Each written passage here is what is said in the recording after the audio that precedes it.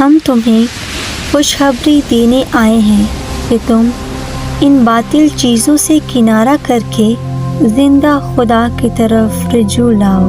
ہمارے لیے آج کی تلاوت رسولوں کے اعمال اس کا 14واں باب 5ویں سے 18ویں آیت تک۔ مگر جب غیر قوم اور یہودی اپنے سرداروں سمیت فساد برپا کرنے لگے کہ انہیں بے عزت اور سنگسار کریں، تو وہ یہ معلوم کر کے لکاونیہ کے شہروں لسترا اور دربہ اور ان کے گرد و نواح میں بھاگ گئے اور وہاں بھی بشارت دیتے رہے۔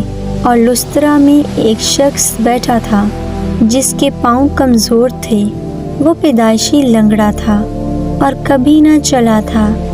وہ پولس کو باتیں کرتا سن رہا تھا، اور اس نے اس کی طرف غور کر کے دیکھا کہ اس میں نجات پانے کے لائق ایمان ہے، تو بلند آواز سے کہا کہ اپنے پاؤں پر سیدھا کھڑا ہو جا۔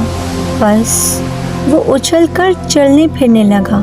لوگوں نے پولس کا یہ کام دیکھ کر لکاونیہ کی زبان میں بلند آواز سے کہا کہ آدمی کی صورت میں معبود ہمارے پاس اتر آئے ہیں، اور انہوں نے برناباس کو زوس کہا اور پولس کا ہرمس، اس لیے کہ وہ کلام کرنے میں سبقت لے جاتا تھا۔ اور زوس کے اس معبد کا پجاری جو شہر کے سامنے تھا بیل اور پھولوں کے ہار پھاٹکوں پر لایا اور ہجوم کے ساتھ قربانی چڑھانا چاہتا تھا۔ بس جب برناباس اور پولس نے یہ سنا تو اپنے کپڑے پھاڑے اور ہجوم میں جا کودے اور پکار کر کہنے لگے کہ اے مردو، تم کیا کرتے ہو؟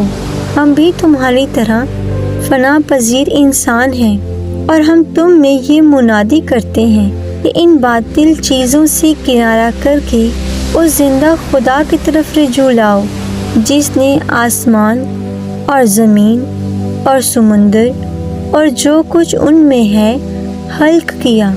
اس نے اگلے زمانوں میں سب قوموں کو اپنی اپنی راہ چلنے دیا، تو بھی اس نے بھلائی کر کے اپنے آپ کو بے گواہ نہ چھوڑا۔